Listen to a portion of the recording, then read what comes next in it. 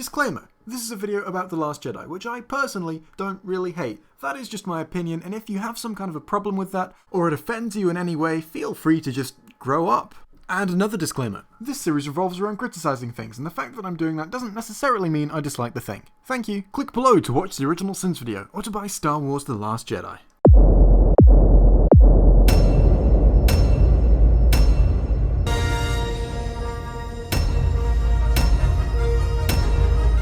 Reading. Honestly, for the 8th movie in the series, I'm pretty sure it would be more of a sin if it suddenly didn't have a title crawl. This is where we snuff out the Resistance once and for all. I know this isn't your fault, but while I was watching this video, a Roblox ad came up, and someone has to be sinned for that, so it may as well be you. We gotta take out that last cannon or our bombers are toast! Seriously, one f***ing cannon is gonna be the difference here? These guys barely hit anybody when they have all the cannons. When the difference is between one cannon and no cannons, I can definitely see how one cannon could make the difference. Especially bearing in mind you don't know how powerful these cannons are and what they're designed for. Disengage now, Commander. That is an order. Rabble, rabble, you taught your dress. Rabble, rabble, face is a mess.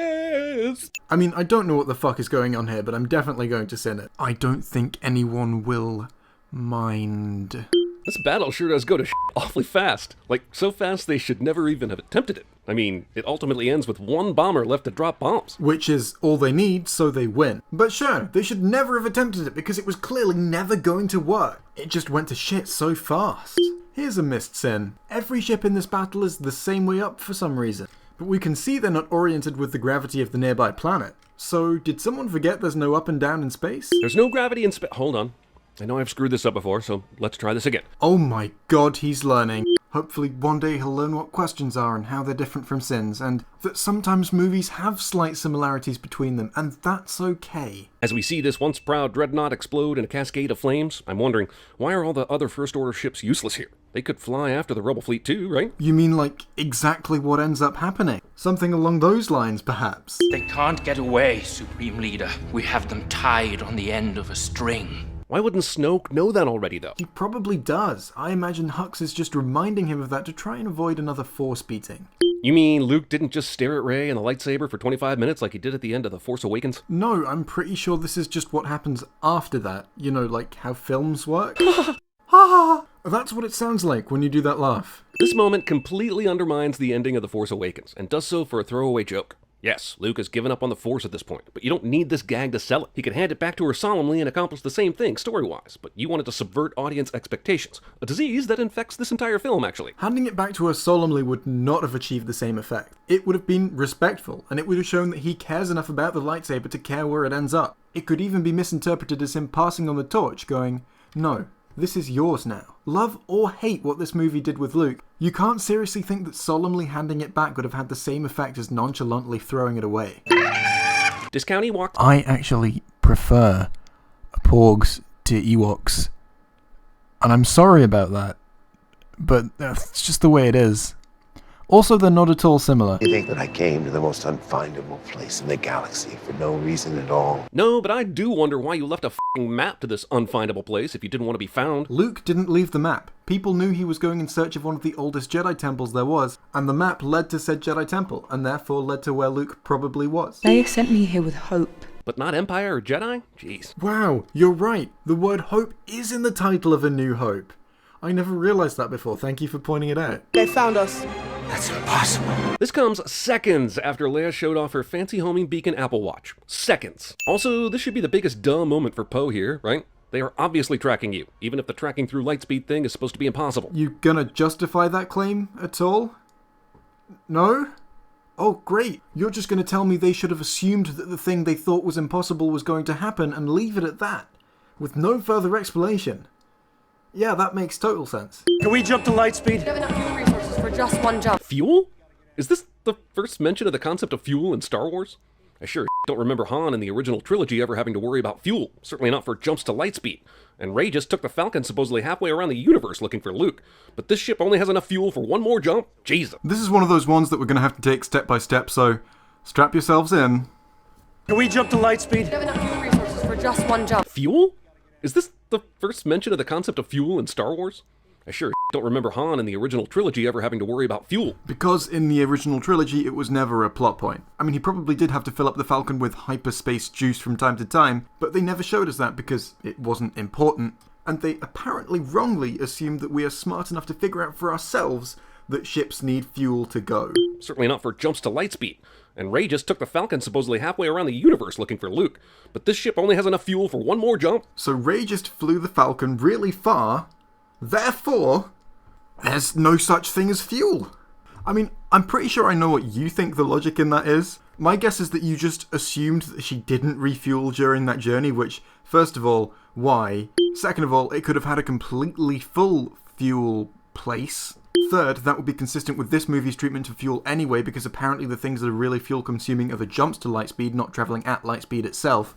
Fourth, the Falcon is a much smaller ship than whatever this ship is called, so I'd have no problem believing it can go much further on the same amount of fuel. Fifth, you have no idea how far a ship can go when it's got 100% fuel. It could be that ships only ever have to really refuel once a year in the Star Wars universe, which is why we've never seen it on screen before. And finally, they didn't show any of the journey, so maybe they just didn't show the part where she also stopped and got some fuel. And Rey just took the Falcon supposedly halfway around the universe looking for Luke. No, she didn't. She took the Falcon halfway around the galaxy. But this ship only has enough fuel for one more jump. Yes. Because Snoke's ship and Evil Fleet all come out of hyperspace here instead of over there, this entire movie is allowed to take place. Ships in this universe only have two speeds, faster than f***ing light and impulse power. Yes, and that makes total sense, because travelling faster than light is a very different physical process to travelling at a normal speed. Unnecessary spinning. But Jeremy, spinning's a good trick.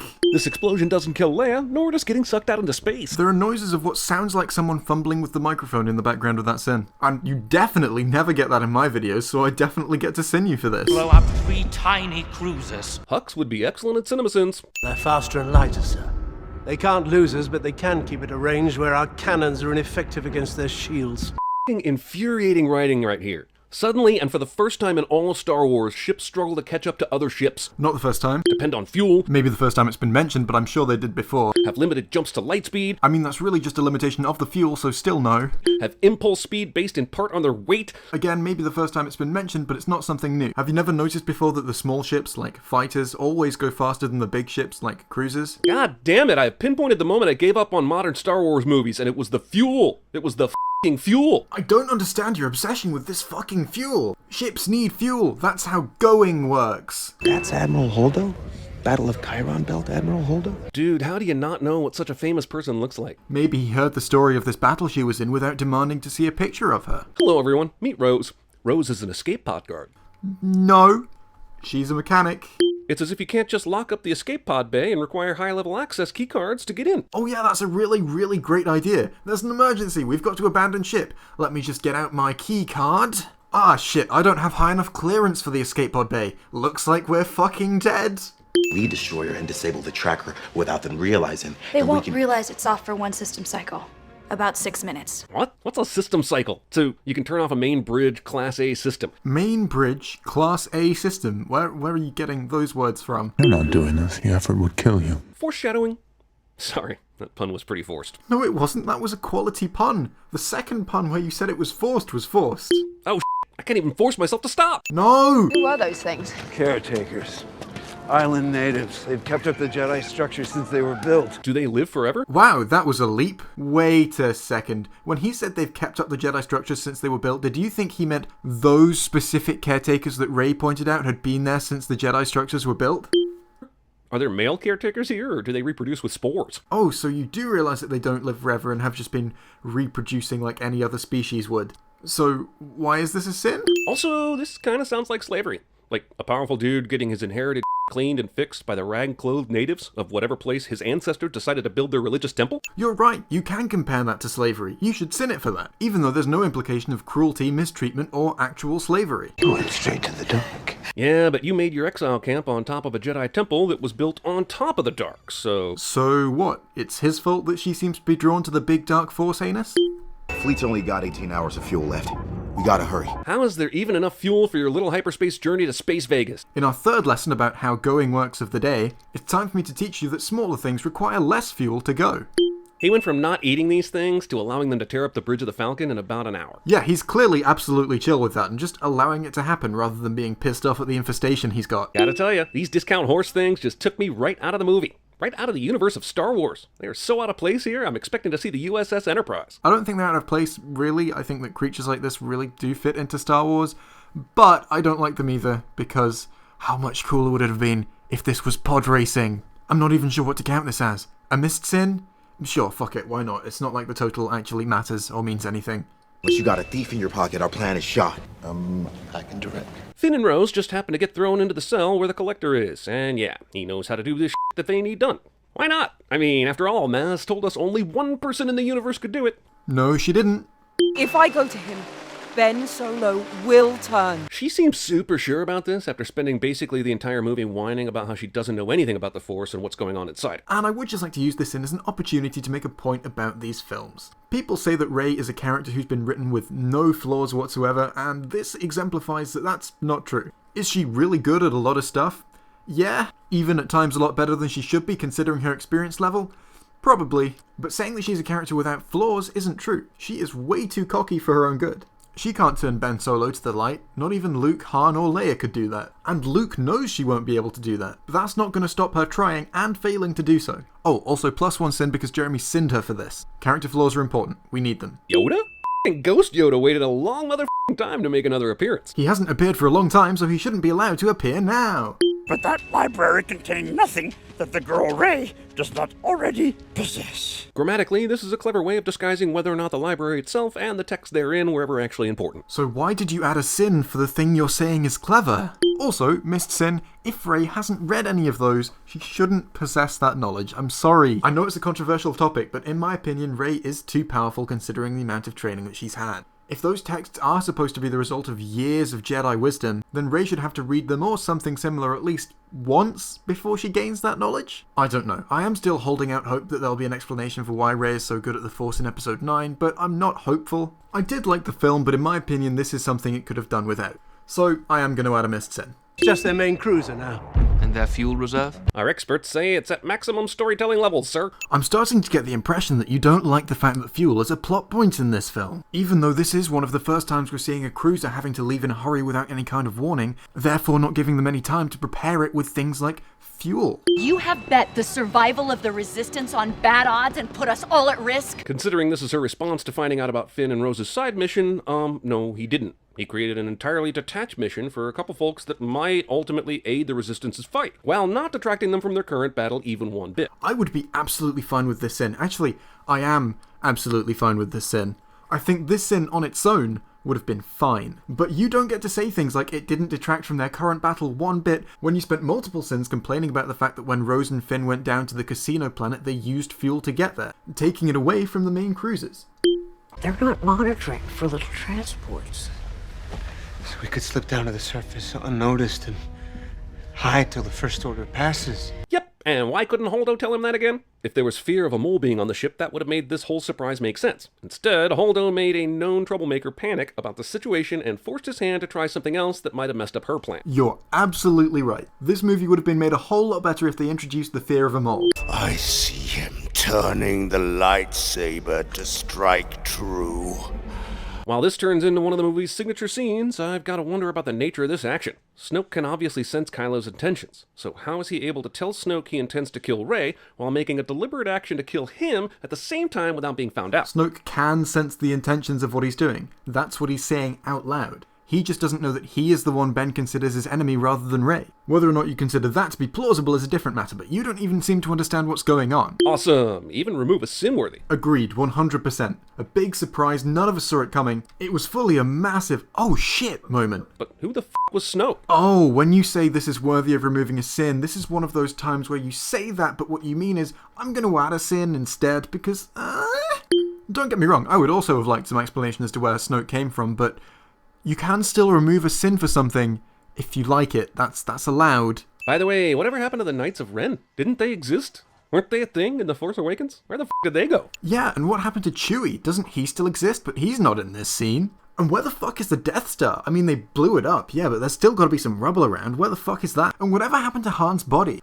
Oh wait, things can exist without being in the scene that's currently playing? Wow, I didn't know that. This is the way action should basically work. Minimal cutting and a well-choreographed fight, with no shaky cam or extreme close-ups of random things. I hope other directors are watching. I am totally in agreement here. I think this fight is one of the best lightsaber scenes in all of the Star Wars movies. You get some of the great choreography that we got in the prequels. There it was choreographed to the extent that it didn't really feel like a struggle anymore. Here I think you have a perfect balance between choreography and just the raw action of someone desperately trying to stay alive in a fight. Here's a sin-off.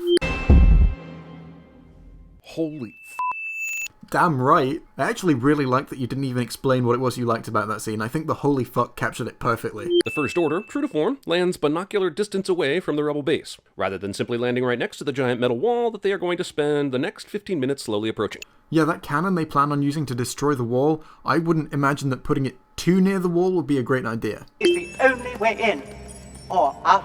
I guess the Rebels didn't care much about fire codes and when it came to building this base. That's a hefty fine. No wonder they didn't last long here. Says the guy who wanted special access to be required to access the escape pods. F***ing Rose. Why the f*** did she do this? He's about to sacrifice himself to save hundreds of people and she does this. If she was going to do something that was going to potentially end her own life, why didn't she just crash headfirst into the cannon instead of preventing Finn from doing it? Now you f***ed everybody, Rose. I hope you're happy. Because it's not about destroying the things they hate, it's about saving the things they love. Oh wait, that line is fucking stupid, and also it's exactly what Finn was doing anyway. Finn wasn't trying to destroy something he hated. I doubt he had any real personal connection to that cannon. He was trying to save the thing he loved, which was the Resistance. I'm still holding out hope that Rose turns out to be a mole, therefore explaining why she did that. And also explaining why Admiral Holdo was so reluctant to communicate with Poe. If there was a mole on board, it would have all made sense. But I think that probably won't be the case. I've already taken 2 sins off for when you praised things that I think the movie does well. So I think it would be unfair if I then didn't remove a sin for when you sinned the main thing that I think needed to be sinned in this film. So, here you go.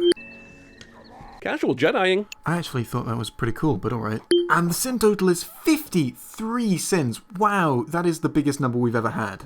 For anyone who doesn't know, I'm pretty sure the previous record was 37 sins. That is excluding times I added loads of sins at once just for a joke. So, everything wrong with The Last Jedi is now the most sinful Cinema Sins video of all time. So far, of videos that I have looked at. And I think being the most sinful video of all time is penalty enough. So let's move on to a quickie review. So The Last Jedi, wow, honestly who doesn't have an opinion about this film? And I can tell you, I have strongly mixed feelings. I'm gonna start off with what I don't like. In my opinion, the subplot with Rose and Finn was not great, although I did like how it subverted my expectations by not having their plan work in the end. I think that on balance, their section of the movie was just a bit dull. The whole section of the movie did try to make some points about animal cruelty and things like that, and although that is a noble cause, it didn't really fit. I'm of the opinion that you could fix that whole section with just a few small rewrites, and that one of those rewrites should include pod racing. Seriously, with the amount of fan service in these movies, you'd expect them to at least cater to prequel fans a little. And now before I talk about some other problems with the film, I would like to say that I think all of the rest of the problems I have with it might be fixed in the next one. These are all things we could be given new context to or given more information about in episode 9, making us go, oh, so that's why that thing in The Last Jedi was like that. That said, I do currently consider these problems. I don't think they gave enough justification to make Luke want to hide away on an island. I sort of miss the starry-eyed idealist from the original trilogy, and although it makes sense for his character to have changed quite a lot in years that have come after it, I would think a lot more bad stuff would have to happen to Luke before he hides on an island and refuses to help anyone. I feel like repeating here. Again, these are just my opinions, it's okay if you disagree. I think that in a couple points in the film, Rose's character motivations really don't seem to make sense, to the extent that it would make sense if she turned out to be a spy for the other side. I also don't think that there was much great character development in this film. Now, things I liked. I really enjoyed finally having a Star Wars movie that feels like it's set primarily in space. I don't think we've had any Star Wars films that really did this before, and it all contributed to this great sense of sort of claustrophobia and urgency that we had. Quick side note, the image of Snoke's Star Destroyer I downloaded for this review is called Supreme Leader Snoke's Big Ass Starship.jpg, and I like that. The scene where R2-D2 replays the old message from Leia to Obi-Wan, that I can't find a higher quality image of, I'm sorry, may have made me cry a single manly tear. The callback to A New Hope made sense in the story and was pretty well justified in my opinion. This is fan service done right. I like how we were given more of Rey's cockiness as a character flaw in this film. We did get some of that in The Force Awakens, but I don't feel like we got enough. Although I would have liked this even more if they kept in the scene where they showed her running to attack people who were just having a party, which got deleted. Although I don't like that she was force running in that scene. I do like the fact that it shows her as a flawed character. The Lightspeed kamikaze was incredibly well done and left me in shock. After seeing that, I was speechless, even though I was in a cinema and wouldn't have said anything anyway. Snoke's death was another moment I could never have seen coming, and truly is one of those moments that spoiler warnings were made for. After The Force Awakens turned out to be fairly predictable, I'm glad that in this film they went in a completely different direction. And on top of that, the rest of the scene in that room was amazing as well. From the sense of foreboding you got just from how powerful Snoke was, to the big fight against the guards, to the realization that Kylo wasn't actually turning to the light side, to the reveal that Rey's parents were just no one in particular, which again shows off her character flaw. She assumed that they would be someone special when they weren't. The whole scene was incredible and just had me on the edge of my seat the entire time. Those were just my thoughts on the film though. I assume you do have an opinion as well, and if you want to share it with me, feel free. I'll probably read it. But now let's move on to an end segment. Hi, I've just been working on Cinema Sins Part 2, which is coming out next month. And for the part I'm currently working on, I want to ask for your help. As a segment in Cinema Sins Part 2, I am going to get roasted on Reddit. /r/roastme. I've done it before, but never for something like this. And I was wondering if you would like to go onto Reddit and leave some insults for me there. This can only go well. So, I'll post a link to the roast in the comments and the description, so if you want to go and contribute to Cinema Sins Part 2, you can. What have I done? Also, sorry for the short end segment. I'm spending all my time on other things, like Cinema Sins Part 2, so I'm sure you can forgive me. And it's time for a teaser. See if you can figure out what movie I'm going to be sending the Sins video of next week based on these clues. These are the colours of the cast. Or not the cast, the characters. Some of them wear makeup. And those are all very small screen grabs, by the way, of the characters from the poster. And here are all of the last letters of the first names of all of those characters. I feel like this one's not that challenging, so if you don't get it, I will openly mock you. Ha ha ha ha. That was just me laughing at you, in case you didn't get it. Or, you know, maybe you just didn't get it because you haven't seen this film. That's also a possibility. So I hope you've enjoyed this slightly longer than usual Cinema Sins video. If you have, you can check out a playlist of Star Wars Sins videos on screen now. Alternatively, there are also links to the original Cinema Sins video, my Patreon, and one of my videos that's been specially selected just for you by YouTube's algorithms. Thanks for watching. Bye!